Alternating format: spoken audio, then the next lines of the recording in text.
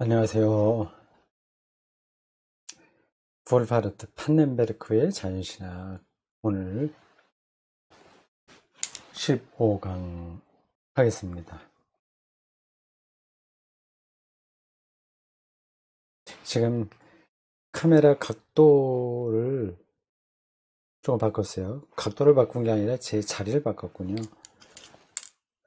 앞에까지는 요쯤 자리에서 제 얼굴이 요 정도 위치에서 제 얼굴이 나오는데 이쪽으로 좀 옮겨봤습니다. 이쪽에 앉아서 칠판을 왼쪽으로 쓰다가 이제는 왼쪽으로 와갖고 오른쪽으로 이렇게 쓰게 됐습니다. 여기 판서하기는 더 좀 편한 것 같습니다.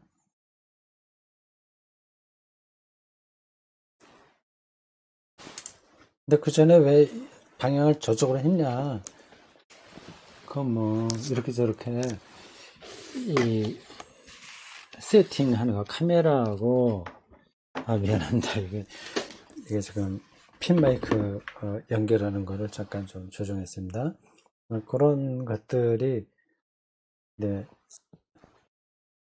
이쪽에 있어야 좀 편하게 되는데 지금은 좀 세팅이 새롭게 되어갖고 이 자리에서 해도 잘 돼요. 그리고 카메라 위치 방향이 지금 제가 말로 설명해서는 여러분들에게 전달이 안 되는데 이 카메라 이 컴퓨터 모니터하고 카메라 이 렌즈하고 좀 방향이 같게 설정이 되어 있습니다. 그래서 제가 컴퓨터 모니터만 봐도 바로 옆에 카메라 렌즈가 있기 때문에 방향이 잘 잡히는 거죠. 설명하기 쉽지 않네, 이런 것들이요.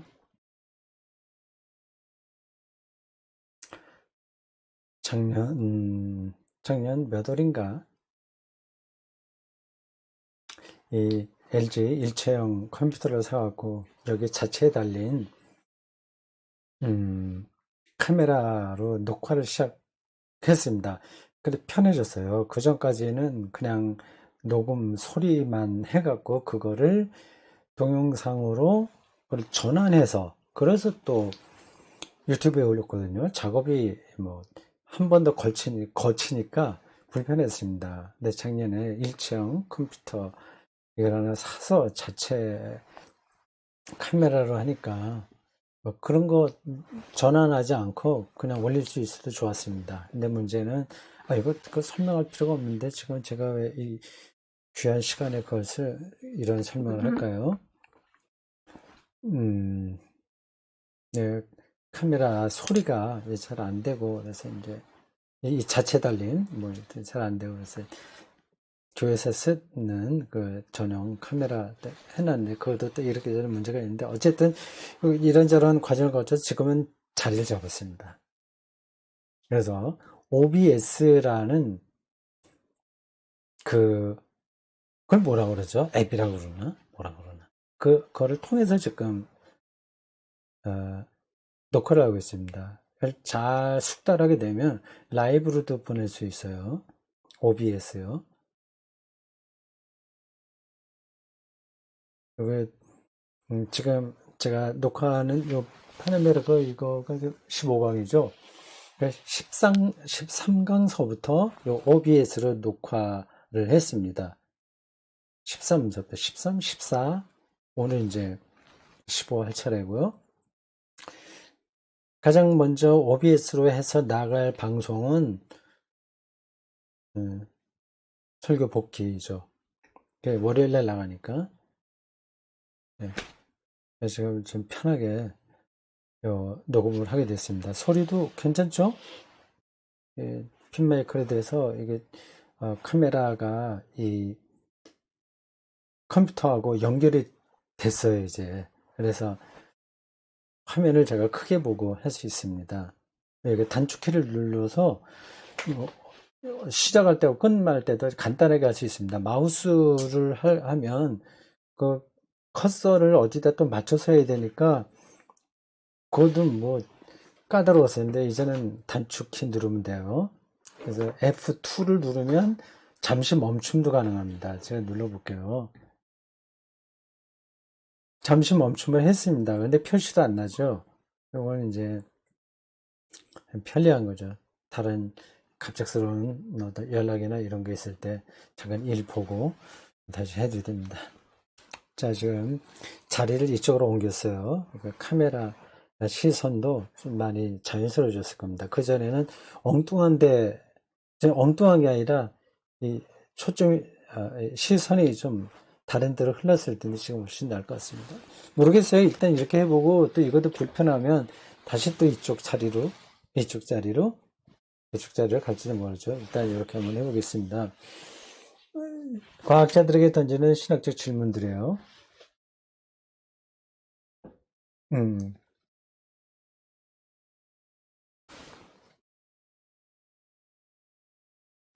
소제목, 이번에 두 번째입니다. 첫 번째 소제목은 관성, 관성과, 이 물리학에서 얘기하는 관성과 기독교에서 얘기하는 그 신적 보존, 이 관계에 대한 설명이 있습니다. 관성과 신적 보존. 했어요. 오늘 두 번째 소제목입니다. 우발성, 비가역성, 그리고 역사. 우발성, 불가역성인데 비가역성이라고도 보통 많이 하나요? 다시 돌아가지 못한다는 겁니다. 비가역성, 그리고 역사. 역사. 진행이 되는 겁니다. 과정이죠. 역사. 한순간에 단절되는 게 아니라 연결돼요. 원인에서 또 결과가 나오고 또 그게 원인이 되고 결과가 돼서 꼬리에 꼬리를 물고서 이렇게 쭉 이 세계가 진행됩니다. 인류 역사. 보통 역사라고 하면은 사람들의 역사를 얘기하죠. 개인도 그렇고 인류 역사도 그렇고 문명도 그렇고요. 근데 물리학도 역사입니다. 예, 진행이 되는 거니까. 우주의 구름이, 우주 구름이 어떻게 뭉쳐서 별이 되고 거기서 떨어져 나와서 또 행성이 되고 여러 종류의 별들, 뭐 흑암 물질, 블랙홀, 그리고 장, 역장, 포스, 필드, 또 우리가 또 알지 못하는 어떤 것들이 여기 작용하고 있을 겁니다. 우리가 그걸 다 몰라요. 아마 영원히 모를지도 모릅니다. 그래서 물리학이 아무리 엄격하게 어떤 원칙을 세운다고 하더라도 그거는 그 범주 안에서만 맞는 거예요. 거기서 벗어나는 벗어나는 실제들이 늘 나타납니다. 이게 뭐, 불 조심하라고 또 저거 나오네요. 이게 시골엔 좀 조용해야 되는데, 불 조심하라고 너무 많이 나와요. 잠시 멈췄다 할까요? 그냥 하겠습니다. 그냥, 뭐, 크게 지장은 받지 않습니다.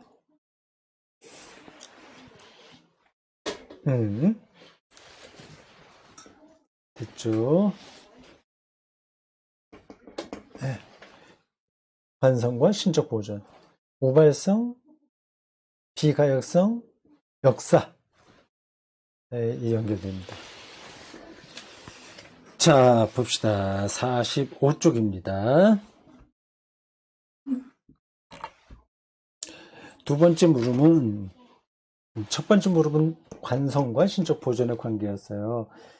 이런 관점에서 관성을 새롭게 해석할 가능성이 있냐? 한번 대답해 보시라. 그렇게 질문하는 겁니다. 두 번째 물음은 우발성과 자연의 규칙성들이라는 문제를 총체적으로 그리고 정면적으로 대응한다. 예, 자연의 실제는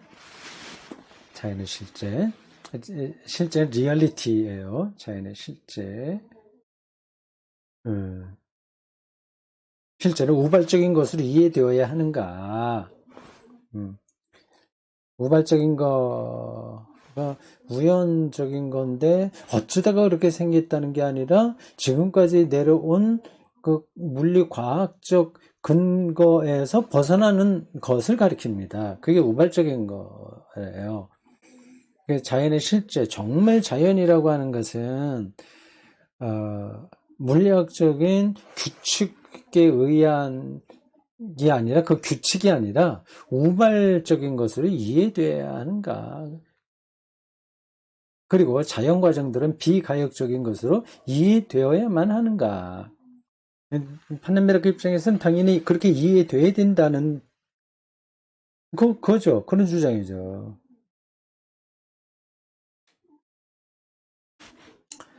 예, 두 번째 물음이 두 부분의 결합으로 이루어졌다는 것은 곧 비가역성은 질문이 두 가지 나왔어요. 우발적인 거하고 비가역적인 거요. 비가역성은 뒤돌아가지 못한다는 겁니다. 이게 어떤 뜻인지 알겠죠? 그냥 예를 들자면 이런 겁니다. 이 책 있잖아요. 요거를 불에 태우면 물론 변하지 않습니까? 연기로도 가고 재료도 남고 하지 않습니까? 그거를 다 모았다가 다시 이 책으로 만들 수는 없다는 겁니다. 한번 그렇게 진행된 거는 돌아오지 못한다는 거죠. 그러니까 비가역성, 그러니까 불가역성은 우발성과 관계에 있다는 것을 제한이 아니라 제한하는 것인데, 아마도 필자가 보기에는 우발성에 그 뿌리를 두고 있다고 생각한다. 우발성의 뿌리를. 이 우발성, 우연성, 콘팅겐시 영어로는 그렇고요. 앞에 있는 건 독일어입니다. 그 개념을 잘 머릿속에 넣어 두십시오. 참, 이런 개념들이 먹고 사는 데는 직접 연관이 없어서 잘 들어오지가 않아요. 다른 것들은 실제 생활에 돈벌이하고 연관된다면 탁 머리에 들어오는데, 이건 그 돈벌이는 물론이고, 너무 이제 거리가 먼 겁니다. 이거 자체가 우리들에게 살아가는데 직접적으로 도움은 주지 못하나 우리의 생각을 확장시키는 데는 대단히 중요한 용어들입니다. 하나님을 이해하는 데도 중요하고요. 이 물음이 자연의 역사성을 바라보는, 자연은 그렇게 고정되어 있는 게 아니라는 겁니다. 역사성은 이렇게 진행된다는 거예요. 자연의 역사성을 바라보는 신학적 관점에 미친 충격을 가시화시키기에 앞서 그걸 말하기 전에 이 물음이 두 부분이 갖고 있는 관계를 단계적으로 설명해내는 일이 선결 과제라고 생각한다. 이 질문이 두 개로 나누어져 있지 않습니까? 다시 한번 읽어볼까요? 자연의 실제는 우발적인 것으로 이해돼야 하는가?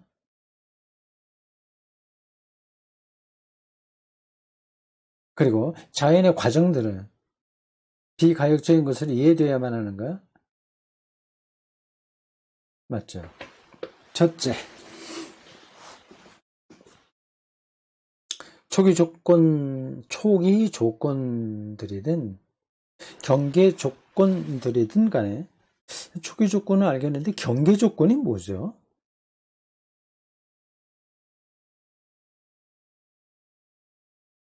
우발적인 조건들은 어떤 공식화된 자연 법칙이 응용되어야 함을 요구한다. 적어도 그 조건들이 해당 법칙의 구체적 공식으로부터 파생될 수 있는 것이 아니란 점에서 그 조건들은 우발적이다. 조금 까다롭네요. 이 문장이 이야기하려고 하는 내용이 말입니다. 근데 넘어가요. 둘째, 자연법칙의 공식을 통하여 예, 공식 있죠. 뭐 열역학이라든지 뭐 상대성 이론에 나오는 거라든지 뭐 피타고라스로부터 시작해서 나오는 모든 수학 개념이라든지 예, 블랙홀도 법칙이죠. 자연법칙의 공식을 통해서 기술되는 규칙성 그 자체는 우발적인 것으로 간주될 수 있다.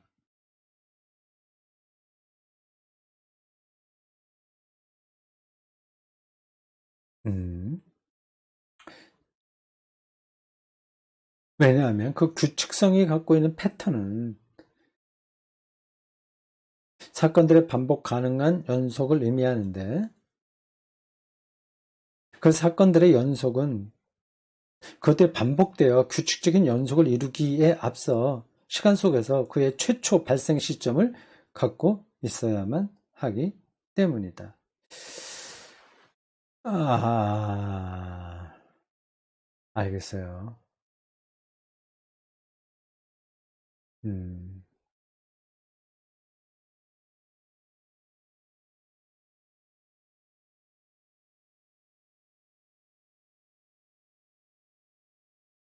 과학이 밝히고 있는 모든 법칙성들 있지 않습니까? 과학은 다 법칙성이에요. 근데 처음에는 법칙성으로 나타나지가 않아요. 처음에는 법칙성 없이 우연하게 나타나는 겁니다. 그걸 발견하는 거예요. 양자도 그렇죠. 그 누가 상상이나 했겠습니까? 근데 어떤 때 그게 처음으로 그걸 본 거잖아요. 어느 학자가. 봤다기보다도 그걸 얘기한 거죠. 양자는 규칙성이 없기도 한데, 근데 양자라고 하는 개념이 나왔으니까 그걸 규칙성이라고 얘기하면 됩니다. 진화도 하나의 규칙성이에요. 근데 그 전까지는 몰랐어요. 없었어요. 규칙적이지 않았어요. 근데 그 최처음 나왔을 땐 그게 우발적인 거죠.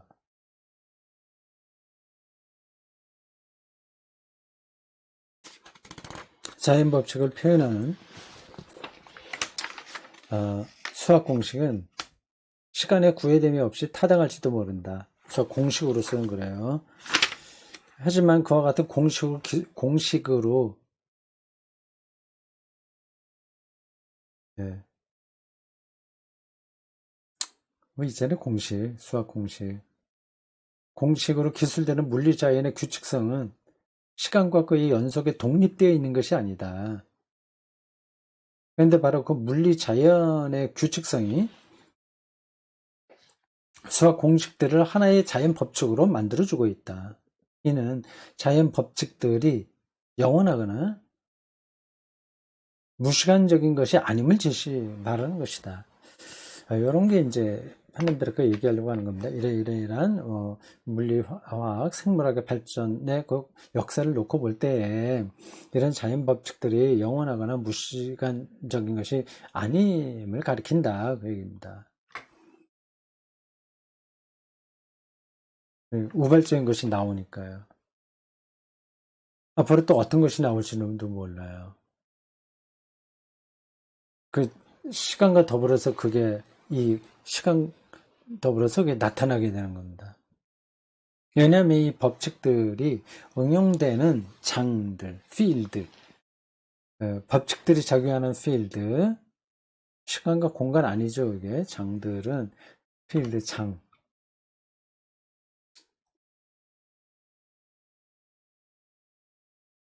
음,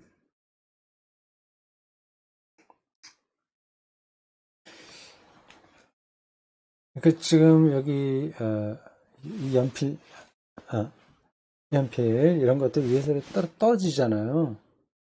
이게 규칙적으로 떨어지는 겁니다. 안 떨어지는 건 없어요. 근데 이게 지구라고 하는 필드 안에서 이게 벌어지는 겁니다. 지구를 떠나면 공간으로 올라가게 하면 안 떨어져요. 그렇게 이해하시면 된다.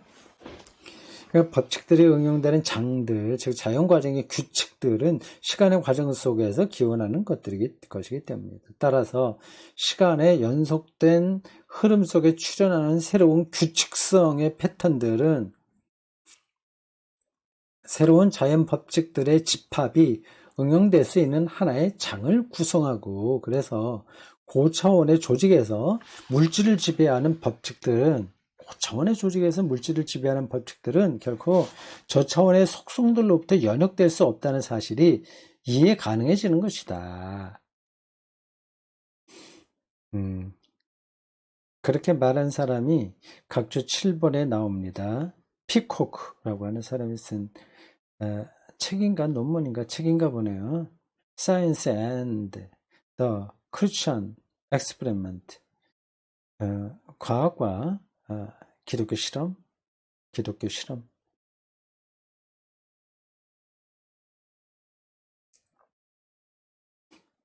어떤 규칙성들보다 장이 더 우선한다고 하는 거죠. 규칙성들이 잘못됐다고 하는 게 아니라 그 장 안에서 그게 작용하는 거죠.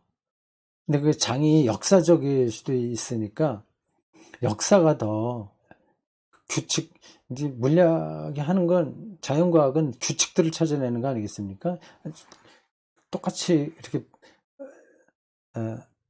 반복해서 규칙들로 나타나는 그런 것들은 그보다 더 상위 개념에 종속되어 있는 거지 따로 있는 게 아니다. 염철 요거 한 것처럼 이게 규칙이잖아요. 이거를 막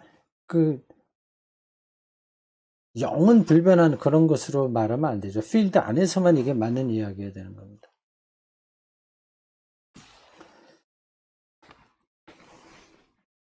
셋째, 만일 이 착상을 이런 생각을요, 시간의 연속들 속에 내재하는 모든 자연의 규칙성에 응용한다면 그것은 곧 자연 과정들 속에 담지된 비가역성이라는 보편 논제로 나아가는 것이다.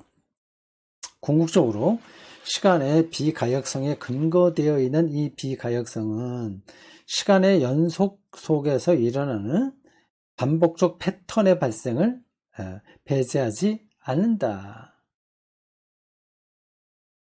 생각을 많이 해야 됩니다. 그러나 이때 그러한 발생은 결국 하나의 우발적 사건이 되는 것이다. 우발적이라고 하는 것을 그러니까 전혀 새로운 것 그렇게 생각해도 되겠네요. 우발적이라면 우리 말로는 조금 개연성이 떨어지는 거라는 의미가 있잖아요. 우연성, 우발성.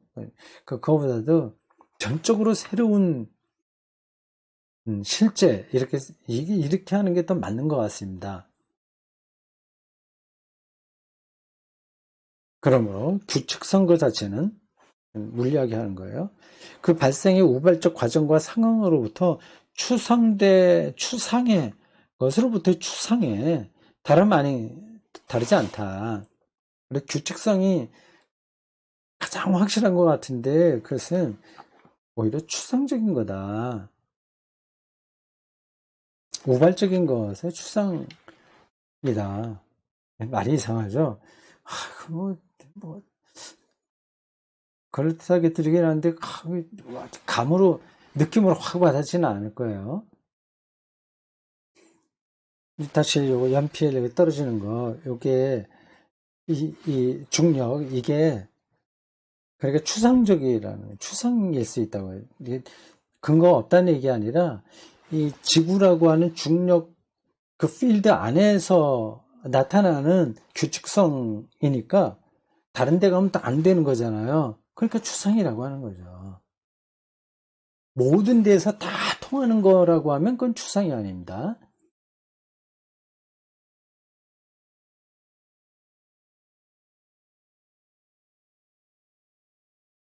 따라서 규칙성이 가져다줄 설명적 잠재력은 필연적으로 제한될 수밖에 없다.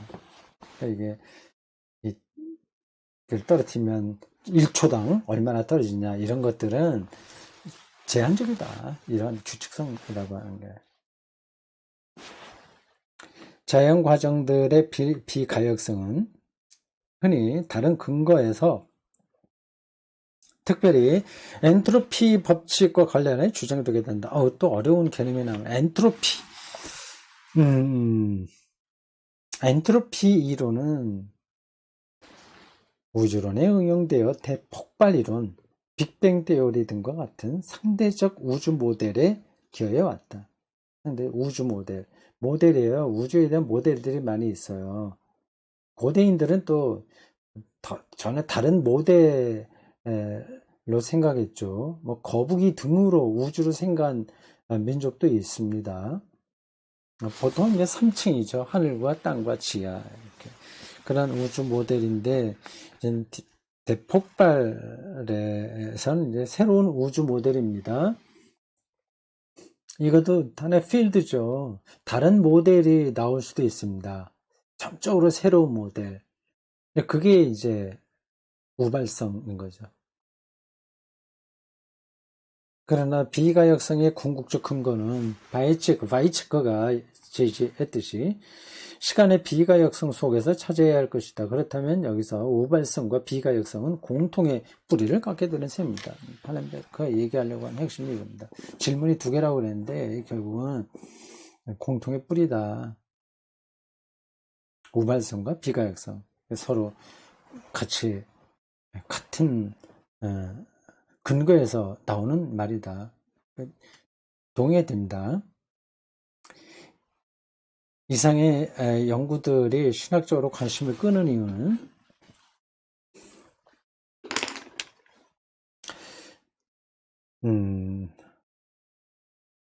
제가 이 강독을 보통 35분 정도 합니다. 그 카메라만 켜놓고 할 때는 그걸 좀 보기 힘드니까 저도 시계를 좀 보고 했습니다. 이 벽에다 걸어놓은 큰 시계. 근데 여기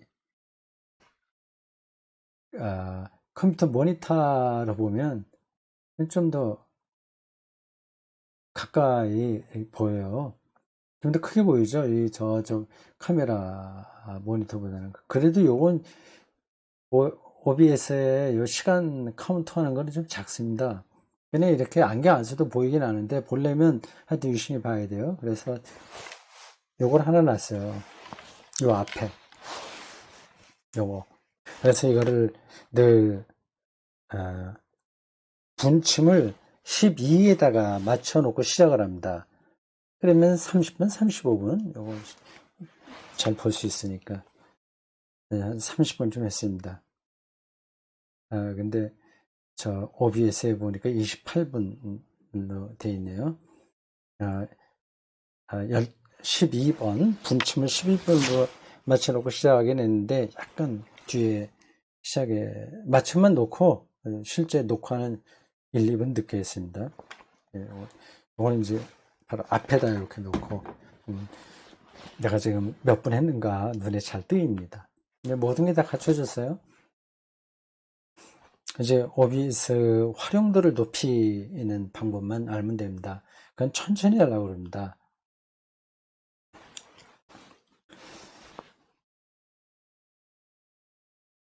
이상의 연구들이 신학적으로 관심을 끄는 이유는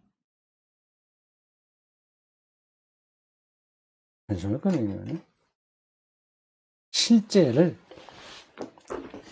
정말 많이 나오는 단어네요. 영어로는 리얼리티입니다. 독일어로 Wirklichkeit.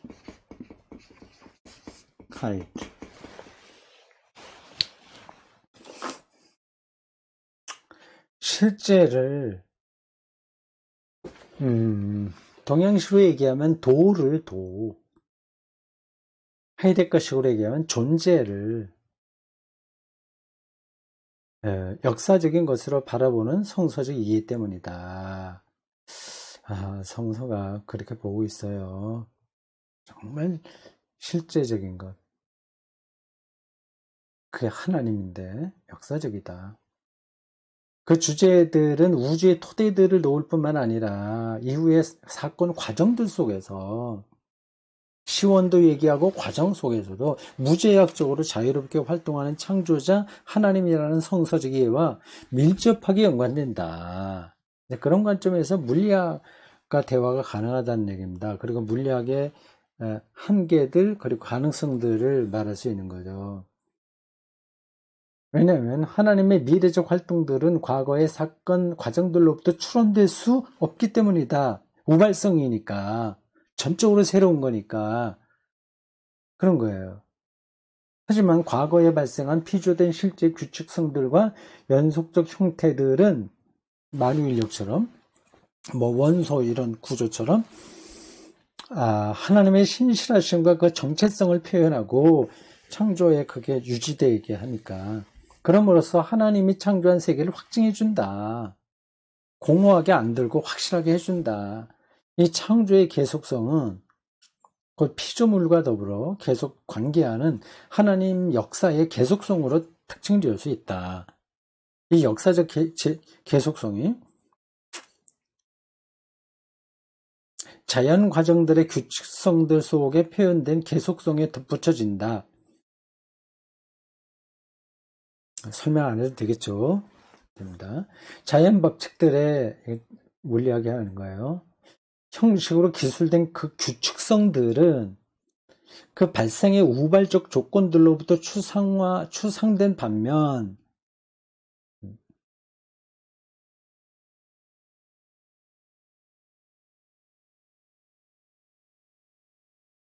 역사적 계속성은 사건들의 우발성을 규칙성들의 발생과 더불어서 함께 포함한다. 따라서 역사라는 범주는 자연의 계속되는 과정들에 대한 보다 포괄적인 기술을 설명하는 거예요. 기술을 제공하는 셈이다. 한편 그 역사의 계속성은 성서 개념 체계 속에서 피조된 과정들의 바깥에 즉 하나님 자신 안에 놓여 있는 것으로 볼 수 있다. 따라서 우리는 이 계속성이 역사가 계속 가잖아요. 그 계속성이 자연 과정 내부에서 스스로를 현현하는지를 또한 검토해 봐야 한다 할 것이다. 이는 세 번째 물음으로 나가는 것을 의미하는 것으로서 하나님의 영과 관계가 있다. 그 역사적 계속성이 자연 과정 내부에서 스스로 있는, 아예 자연에 그렇게 있는 건데, 그건 자연 과학자들이 주장하는 거겠죠? 그걸 스토아 학자들이 주장하는 걸까요?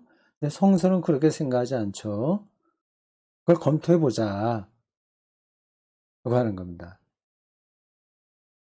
이 파넨베르크의 신학 작업이 엄청나네요. 음, 그냥 뭐, 하나님 창조하셨으니까, 그거를 믿어야지. 뭐 이런 정도라거나.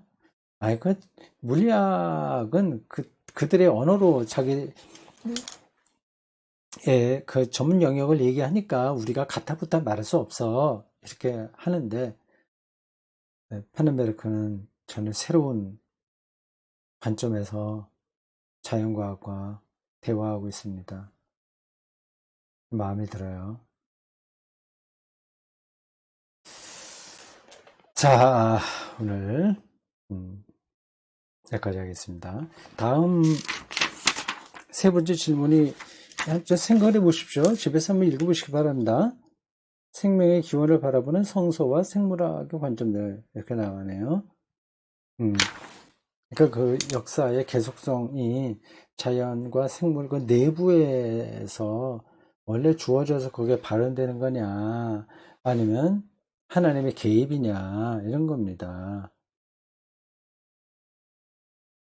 근데 하나님의 개입이라고 하는 것을 우리가 일반적으로 알고 있는 거 하나님이 기적을 일으키지 뭐 그런 차원은 아닌 거예요. 자, 오늘 여기까지 하겠습니다. 수고했습니다.